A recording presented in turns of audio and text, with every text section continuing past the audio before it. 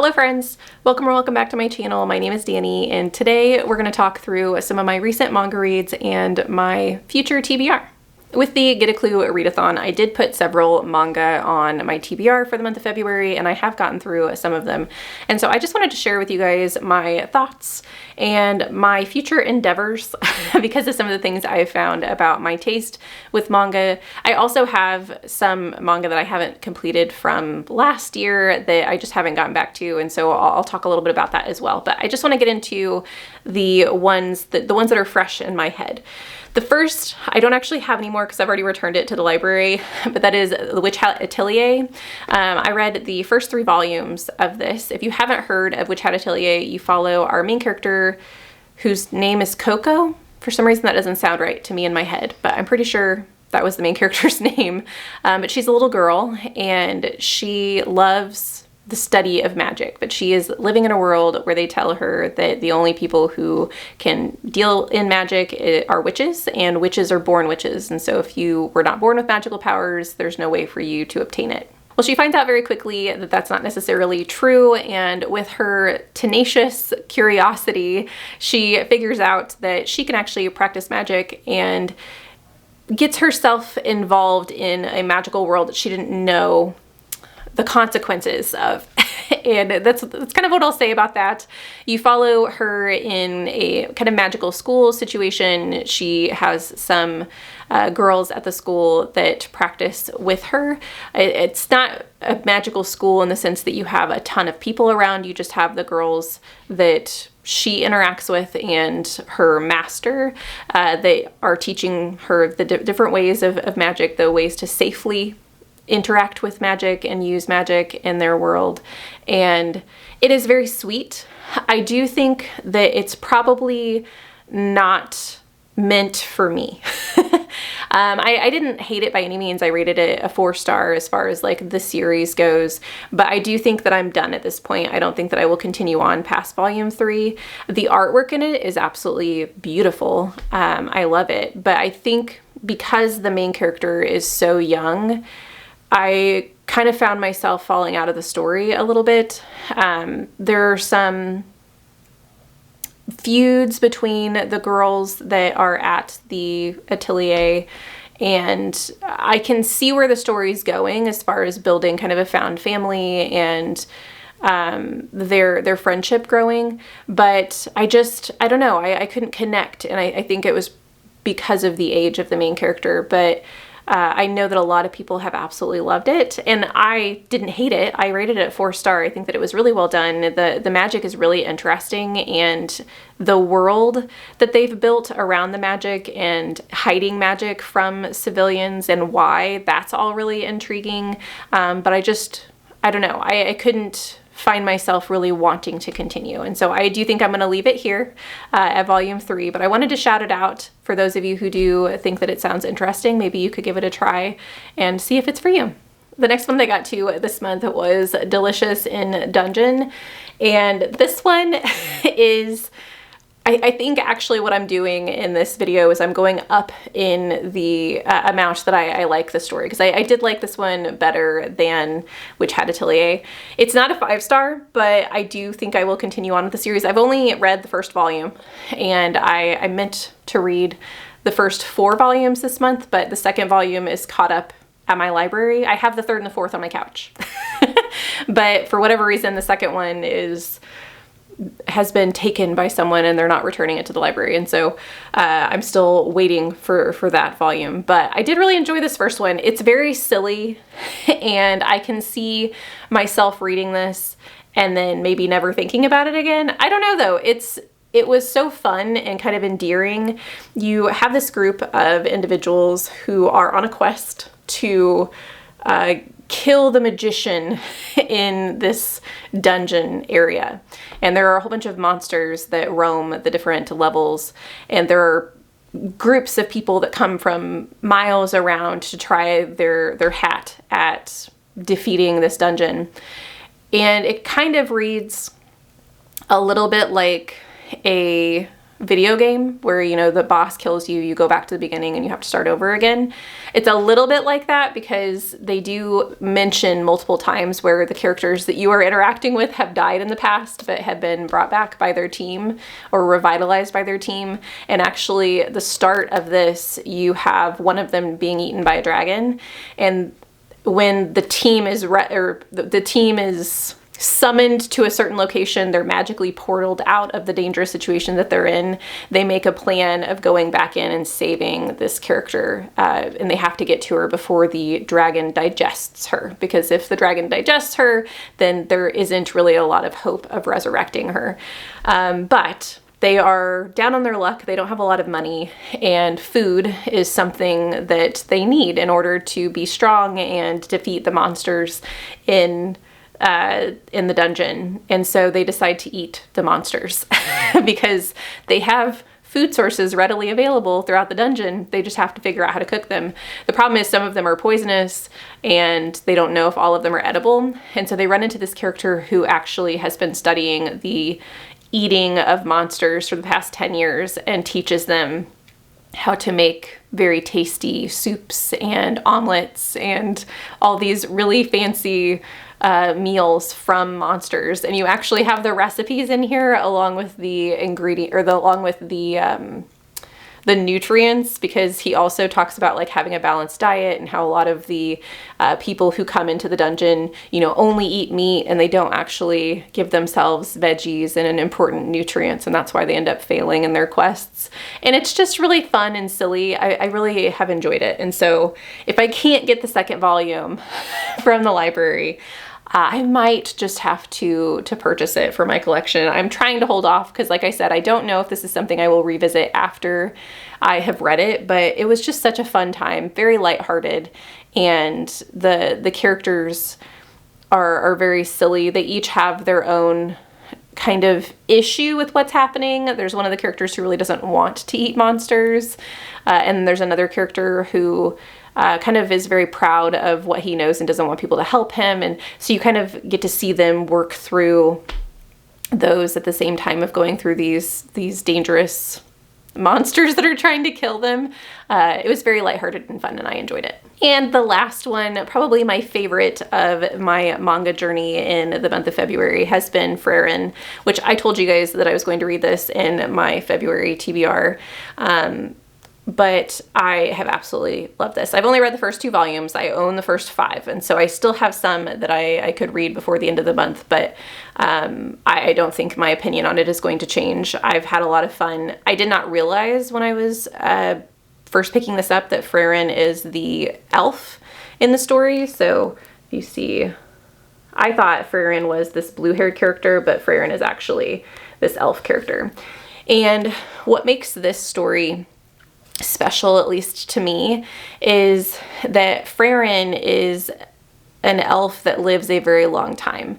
And this story is essentially her exploring her feelings on whether or not she's sad that people around her have died. She is, I think, seen as a very cold character. Time flies for her, and so 50 years isn't anything, like it's a blink of an eye for her, but you know, that's over half of a lifetime for a human, and some of the people that she traveled with end up passing away, and she has to figure out how she feels about the fact that these people viewed her as a very important person in their lives because they spent a lot of time with her. And she doesn't really feel the same, and she doesn't know if that's right. And so you can see her kind of processing that on her level because it's just norm for her that she lives thousands of years. And I don't know, I found it very sweet and endearing in kind of an odd way. And so I really, really enjoyed this. You have a kind of a backstory going on. You know that Frieren has defeated the Demon King, and Frieren did this with the individuals that are on the cover of this, but that has passed. So that's, I think, 50 years in the past when this starts, or you start with them coming back in, but then she goes on a journey for 50 years and comes back. So it's very, very quickly that is 50 years in the past. And you get to see her take on an apprentice as well, and her hobby, which is very whimsical. She likes to collect silly magical spells, which they are really silly. One of them makes it to where you can see through clothing. I can't remember. There's another one. I can't remember, but there were several that were just very goofy magical spells, and she just likes to collect them. And so that's one of the kind of sub storylines that you have throughout this. And yeah, I found it really fun, really heartwarming. I really like Frieren's character, and I like how the story is going about her exploration of whether or not she is a good person, and if she wants to change herself, or if she just should accept herself how she is. So it's been interesting. I can't wait to figure out where it goes from here. So with my manga reading so far, some of the ones that I do plan on continuing reading that I've read in the past: Spy Family. I read the first 2 volumes, so I need to move on to the 3rd. I really enjoyed that one. I also really enjoyed The Cat from the Other World and The Forgotten Witch. I need to continue on with the 3rd volume there because I think it just recently got published. I also have liked Cat Plus Gamer. I read but didn't really enjoy the cat massage therapy. It was just very cute and fluffy, and I don't think I'll continue on with that one. I also really enjoyed The Promised Neverland, which was really a lot darker than I thought it was. I think I read the first 2 volumes of that as well, and I need to continue on. So there are several mangas that I have read in the past that just I haven't continued with that I would like to. With all the manga that I've read so far, I'm trying to find like bits and pieces of things that I really do enjoy and that really make me want to pick up the next book. With the cat manga that I've read, out of The Cat from the Other World and The Forgotten Witch, Cat Plus Gamer, Cat Massage Therapy, I think with that manga I preferred The Cat from the Other World and The Forgotten Witch because of the backstory of the witch and how she was treated. So I really want, and I'm not saying anything bad against Cat Plus Gamer or Cat Massage Therapy, but I think those were both very cozy reads, and so I can pick them up anytime. I don't feel a drive to pick up the next one immediately. Whereas The Cat from the Other World and The Forgotten Witch, I feel like I do want to continue the story because I want to know what happens to the characters, if that makes sense.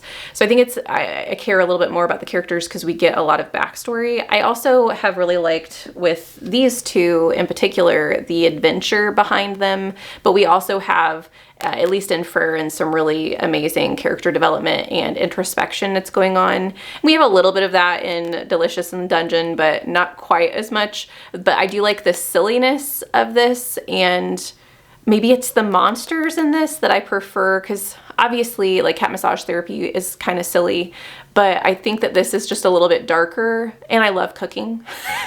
So anyway, I'm just trying to analyze like what I do and what I don't like about some of the manga that I've read so far. And if you guys have recommendations for me, please let me know, because I am just digging in, trying to figure out where do I go from here. So one of the books, or one of the manga that I do want to read, and I don't know a ton about it, but my husband owns them, and so I'm like, well, if I already have them, I might as well. And that is Death Note. I think that this sounds really fun to my, and I don't, like, I'm not going to read into it because I don't want to spoil myself for anything, but I'm pretty sure there is a notebook that you can write a name in and it will kill people. So that's why it's called Death Note. And that falls into the wrong hands, or falls into the hands of someone who doesn't necessarily or shouldn't have that power. And the story goes on from there. But I know that there are several volumes of this, so I don't know exactly where it is. I think Nell said there's a murder mystery involved too, in Elements, and so that intrigues me. So we'll see where this one goes, but this is one of my next manga ventures. I also would like to read, it's called Sora and the House of Monsters. So for this one, I did find this by searching my local library, and the synopsis of it just caught my attention. So this says, in this delightful and intricately illustrated fantasy tale, a girl was raised to fight monsters, starts building cozy homes for them instead. Sora is a young girl who was raised by knights and trained to fight against marauding monsters. By the time Sora was old enough to join the fray, her blade is no longer needed, as peace has been declared with the monsters. Sora stumbles upon Kurik, the dwarf architect of the monster world. Suddenly, instead of fighting monsters, Sora finds herself working alongside Kurik to build comfortable homes for monster kind. I don't know, it sounds really cute, and it has the monster element that I really liked from Delicious in the Dungeon. I almost said Dungeons and Dragons. Delicious in Dungeon. And so, I don't know, I'm hoping to kind of scratch that monster itch, for lack of a better term. And the last book on my TBR, the manga that I would like to get to, is Full Metal Alchemist. I've never read these, and I know that they're immensely popular. I believe that this is a good place for me to start as far as character development, like wanting that in my manga series. I know we have two brothers in this that were playing around with alchemy, and it ended up kind of blowing up in their face, kind of literally. One of them ends up only living because his soul is imbued in like the iron armor that he's in, and then the other one loses an arm, and so he has to, I think, build himself an arm out of this metal as well. And I don't know where the story goes from there, but I've heard that it's dark, but I've also heard that the storyline that you get between the two brothers is just really amazing. So I want to try that one as well. So like I said, if you guys have recommendations, so you've heard the manga that I've read, the ones that I've liked, the ones that I like more than others, and if you have recommendations that you think I should give a try, leave them for me in the comments down below. I would love to add to my list of things to dive into to kind of figure out my taste for graphic novels and manga series. If you aren't feeling chatty today, but you still want to let me know that you're here, just leave me whatever emoji denotes to you a monster, because that seems to be a theme that I like in manga. So thank you guys so much for watching this video. I hope you have a lovely evening, and I will see you in the next one. Bye!